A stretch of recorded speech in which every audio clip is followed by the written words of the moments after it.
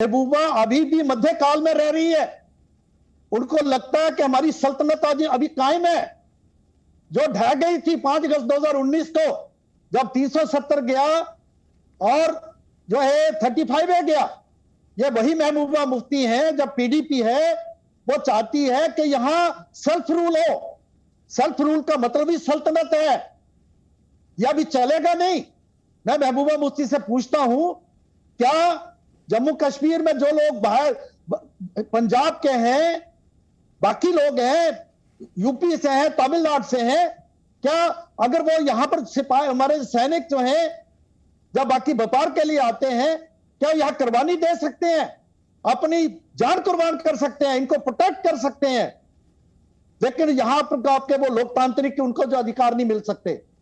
ये कौन सा न्याय है? सिंह साहब, महबूबा मुफ्ती का कहना है कि जो ये 25 लाख बाहरी वोटर्स। स्टॉक मार्केट में सरस्वती को ले जाने वाले लक्ष्मी को ले आते हैं, लक्ष्मी को ले जाने वाले सरस्वती ले आते हैं। आपको सरस्वती चाहिए तो फ्रीडम ऐप को अभी डाउनलोड कीजिए। होंगे जो ये 25 लाख बाहरी वोटर्स होंगे वो दरअसल बीजेपी को चुनाव जिताने का काम करेंगे, तो वो इसे एक साजिश बता रही हैं। अदिति जी, मैं इनसे पूछूंगा कि संविधान में जो अधिकार हैं उसके ये बाहर की कोई बात है क्या? वो संविधान में सारी बातें हैं। और जो भी लोग हैं, क्या यहां से कश्मीरी जो भारत के पूरे भारत में है वो वहां के वोटर नहीं है? वो वहां के वोटर हैं। वहां हिंदू मुसलमान सभी वोटर हैं। जम्मू कश्मीर के लोग, अगर उनको वहां अधिकार मिल सकता है तो जो वहां से बाहर से जम्मू कश्मीर के बाहर से लोग हैं उनको अधिकार क्यों नहीं मिलना चाहिए? लेकिन इनकी जो सोच है, ये वही लोग हैं अदिति जी 1960s तक जहां चीफ इलेक्शन कमीशन की इलेक्शन कमीशन ऑफ इंडिया की यूरिसडिक्शन नहीं थी। ये खुद इलेक्शन कमीशन बनाते थे। और जब पहला और दूसरा इलेक्शन जम्मू कश्मीर में हुआ था तो अनअपोज सारे जितने भी सभी के फॉर्म्स रिजेक्ट कर दिए थे इन्होंने। ये वही पार्टी है जो उनको लगता है कि अभी भी यहां पर जो सल्तनत चल रही है, अभी मध्यकाल नहीं चलेगा। जम्मू कश्मीर में पूर्ण लोकतंत्र है और हमारा संविधान हमें अधिकार देता है पूरे भारतीयों को, अगर वो यहां पर है तो वो अपने लोकतांत्रिक अधिकारों जम्मू कश्मीर में बाहरी लोगों को मताधिकार मिलता है, और ये इस तरीके से आप कैसे देखते हैं इसको कि आने वाले समय में जब जम्मू कश्मीर में चुनाव होंगे कितनी तस्वीर बदलेगी इस मताधिकार के मिलने के बाद? अदिति जी, वो प्रश्न वो नहीं है। प्रश्न ये है कि जो लोग यहां पर इतने सालों से रह रहे हैं, क्या उनका अधिकार अपनी सरकार को चुनने का नहीं है? क्योंकि यह सरकार जो जम्मू कश्मीर में बनेगी उनकी सरकार है। ये लोग हैं जो वेस्ट पाकिस्तान रिफ्यूजीज जो थे उनको अधिकार नहीं दिया 3-3 पीढ़ियों से इन्होंने लोकतांत्रिक अधिकार, वो वोटर नहीं थे।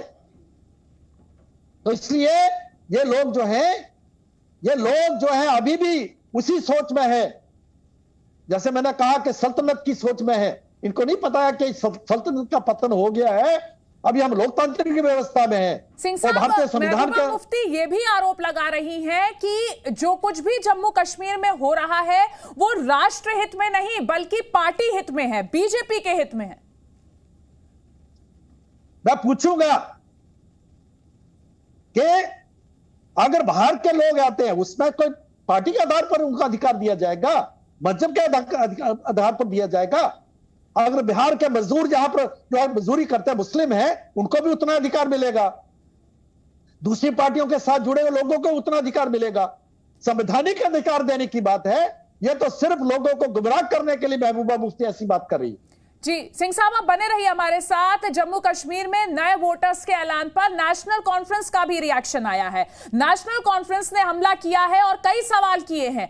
ऐसे तो कोई नहीं कहीं से भी आ सकता है और राज्य का वोटर बन सकता है, ये आरोप लगाया है नेशनल कॉन्फ्रेंस ने भी।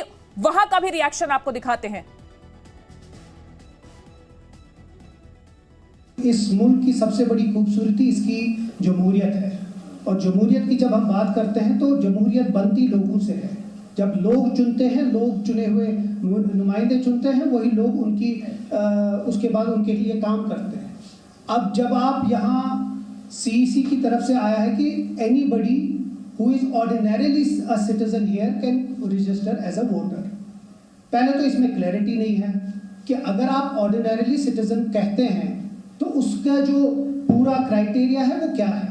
इसका मतलब है कोई भी यहाँ टूरिस्ट आता है वो यहाँ रजिस्टर कर सकता है। वो सबसे बहुत इंपॉर्टेंट पॉइंट है कि बहुत सारे स्टेट्स जो मुल्क में हैं जिनमें इलेक्शन अभी नहीं है, वो लोग यहाँ आ जाएंगे, अपने लोगों को यहाँ भेजेंगे, वो यहाँ रजिस्टर करेंगे, वो यहाँ वोट डाल के डी रजिस्टर करेंगे यहाँ, और फिर से अपने आप को वहाँ अपने स्टेट्स में रजिस्टर करते हैं। बिकॉज क्लैरिटी जब नहीं है तो अप्रहेंशन तो यही लोगों के दिमागों में है।